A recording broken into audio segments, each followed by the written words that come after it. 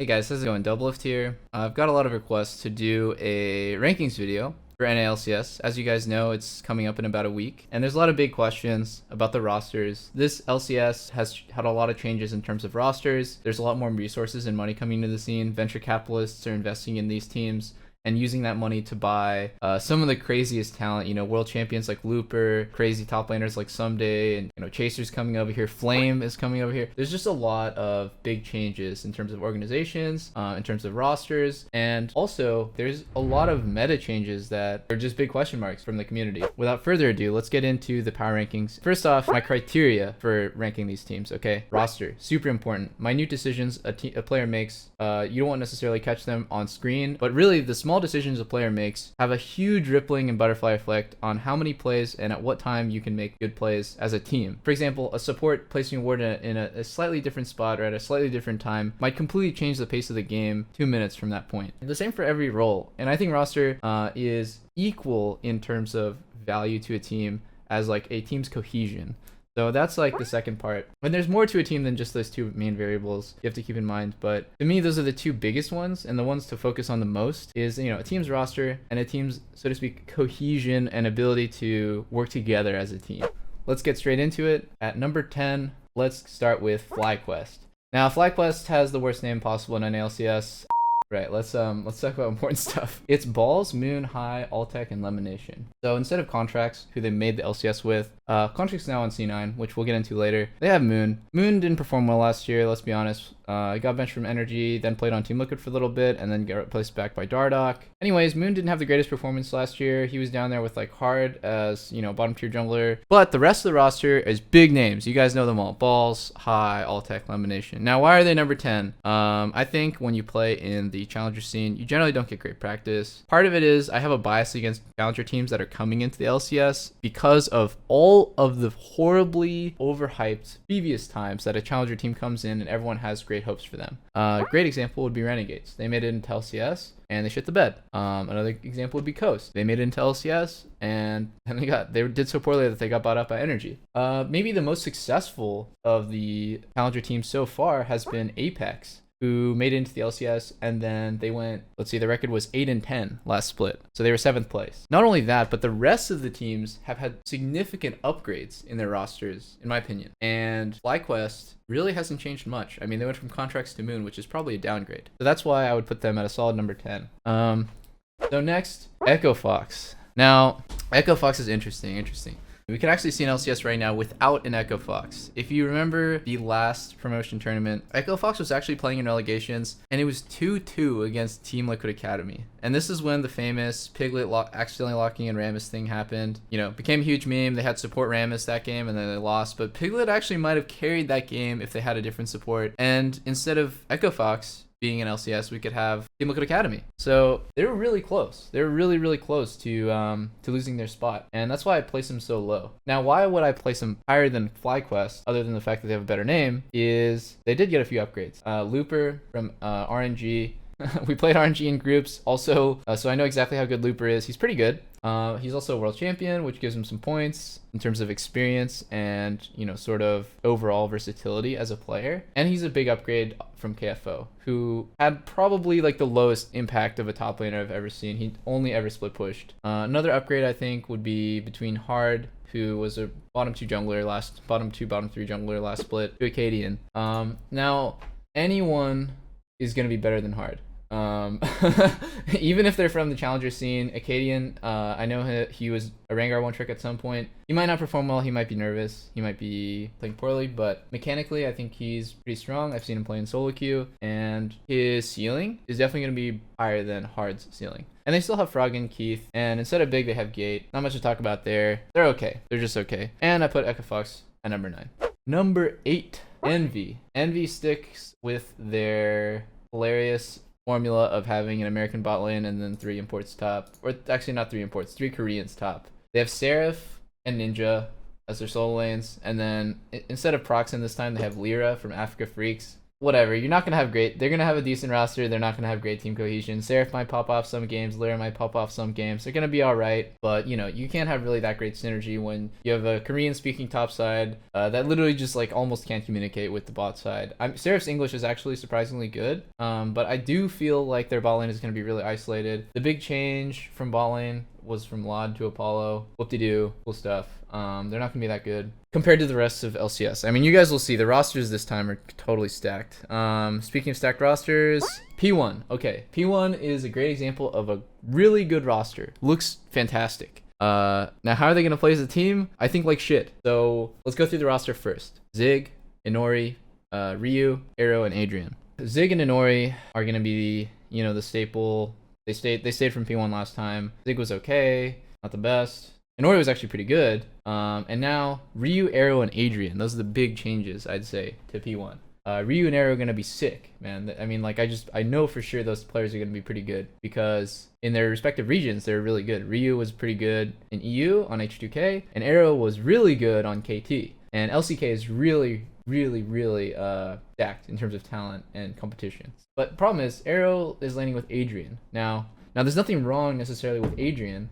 I do think he has a problem with playing in playoffs where he generally doesn't perform well, but there's nothing inherently wrong with playing with Adrian. The real issue is pretty sure that Arrow's English isn't that great, and bot lane, if you can't communicate with your support, it's going to be pretty tough. There is a possibility that Ryu's English is good enough for him to translate between the two, but you're not going to have great rapport between your mid, AD, and support, which is really important to have if you don't all have like fluid communication. On top of that, there's no way Inori and Zig can speak Korean, so there's going to be a huge issue in terms of just the way that team operates. Now their roster looks good, don't get me wrong, but the way they're going to play together, I'm not sure. That's why I put them in 7th place.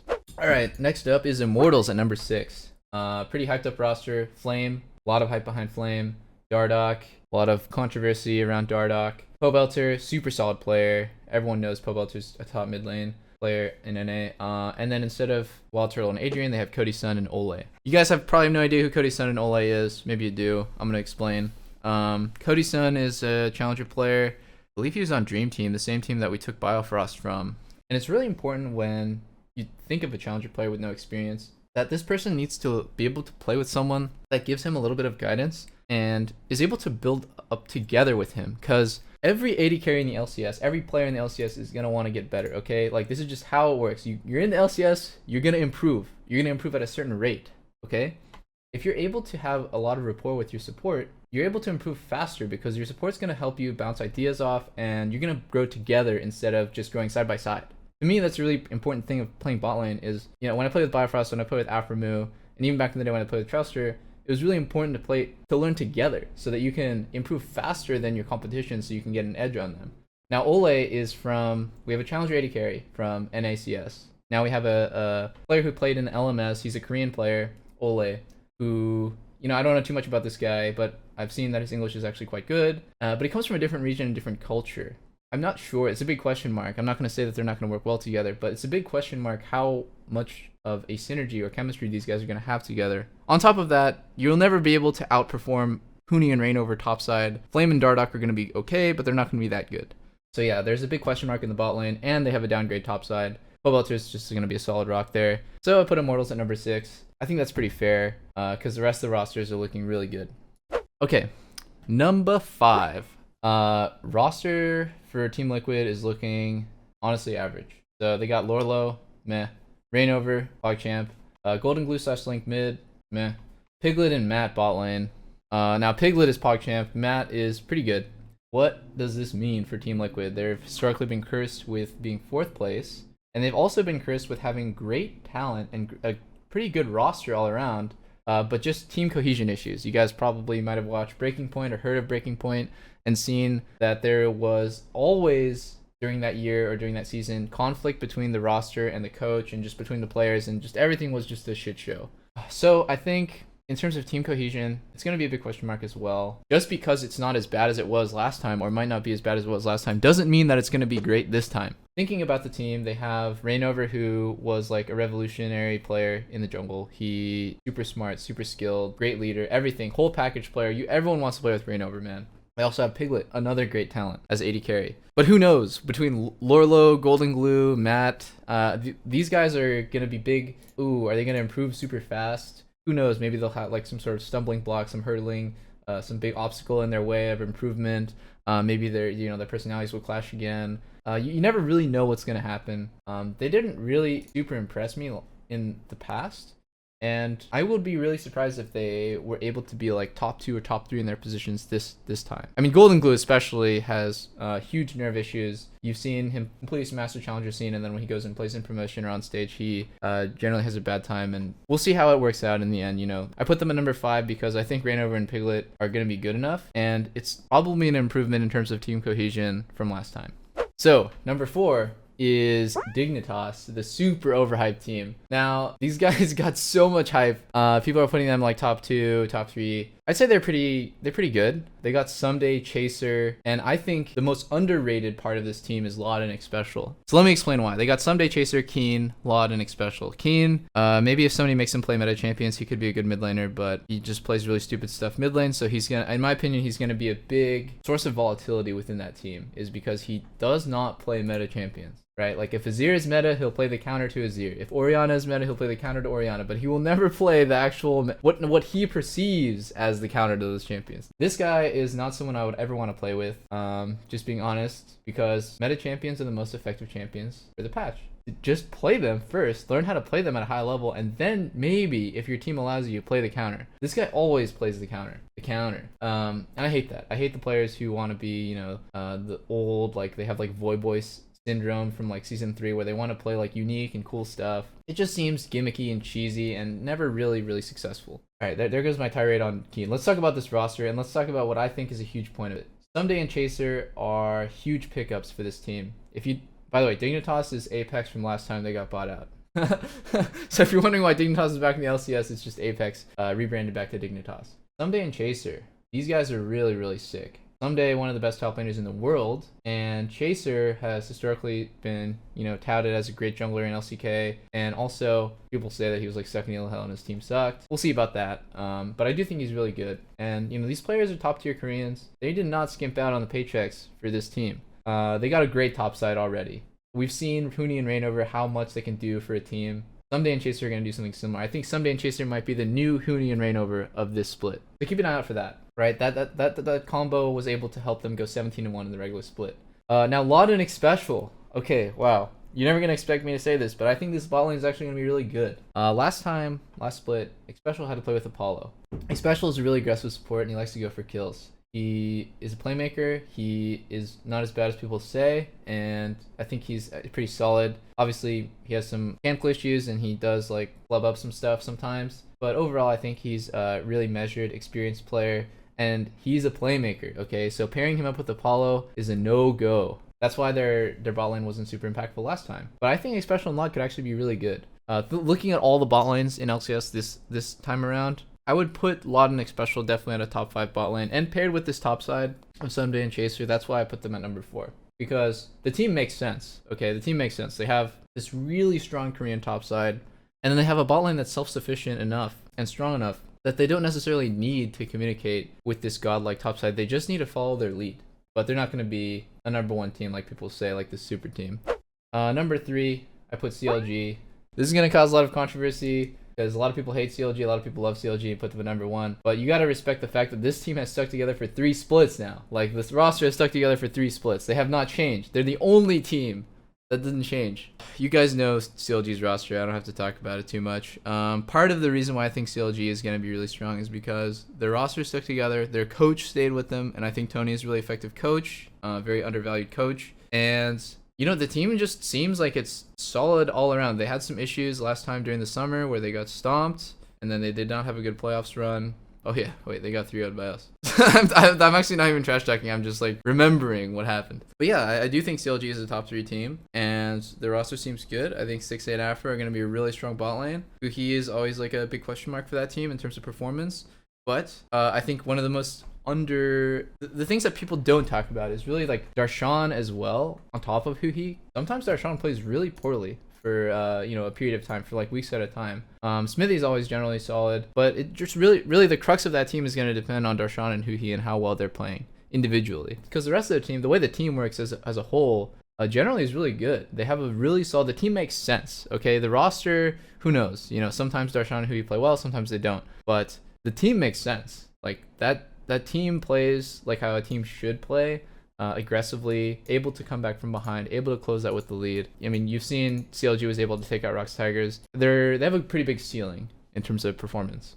So number 2, which will then allude to who the number 1 team is, obviously. But for number 2, I put C9. There's a lot of reasons, and I honestly think that the top 3 is really going to be a big mix-up in the end.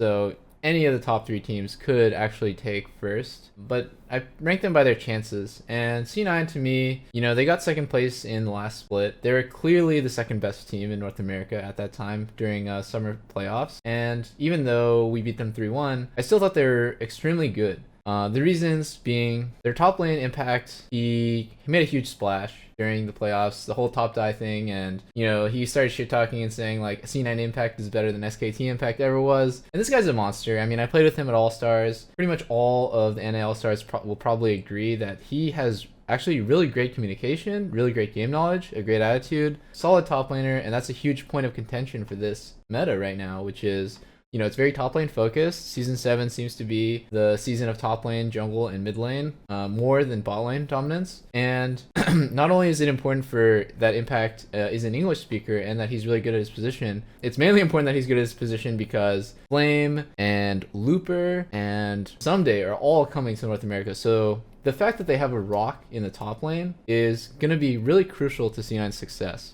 Who knows, maybe he'll disintegrate towards the end, but I don't think so. Moving on for the rest of C9, you guys know Jensen is great, Sneaky and Smoothie are solid, they're really good, and the only real question mark is contracts over Meteos. C9 is still going to be relatively the same team either way. That team has made a lot of sense for a while. I think the solid backline, Jensen, Sneaky, and then, you know, Reaper's a great coach. They have a lot of positives going for them, so that's why I rank them so highly. So, big surprise, number 1 is TSM. You guys are gonna think I'm really biased because I'm part of TSM and I was playing on TSM for season 6, but I honestly think from an objective point of view that TSM is pretty dang. Topside is gonna be really important. Top, jungle, mid, really strong in this meta, really strong in season 7. I don't see it really changing anytime soon. Those positions in general will just always have a lot of game impact. And crucially, they'll have a lot of game impact early game, which is when a lot of North American teams like to take a foothold, get an advantage, and just turn that into a game win. That's like a classic NA LCS, get ahead early, and then just put your foot on their neck and don't let go.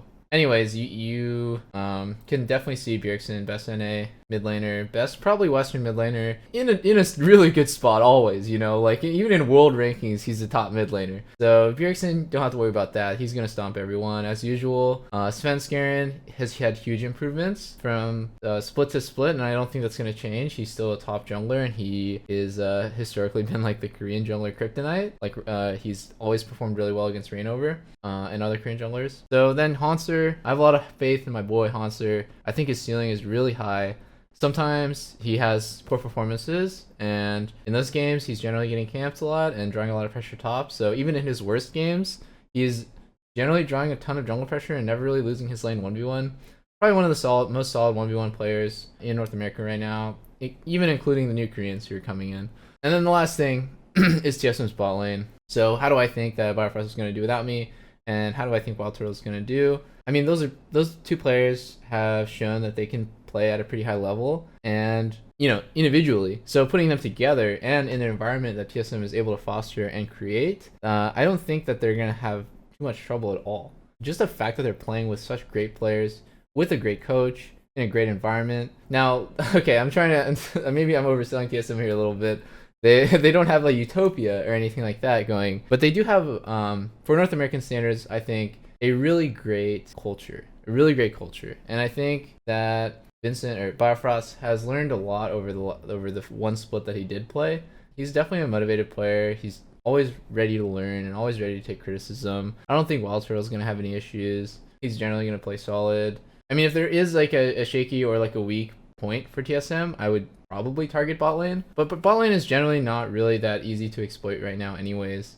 It's a really weak and low game impact lane in the early game, so you're not really going to be able to play off bot lane early game unless you just really want to camp enemy AD carry and make it hard for him to farm. in which case you're gonna lose both your solo lanes because Bjergsen and Hanser are gonna run you over. Those are generally my thoughts on TSM and all of NA LCS. So thanks for watching my power rankings. Thanks for watching my NA LCS rankings, whatever you're gonna call them. Let me know if you have any criticism or feedback, and see you guys next time. Thanks for watching.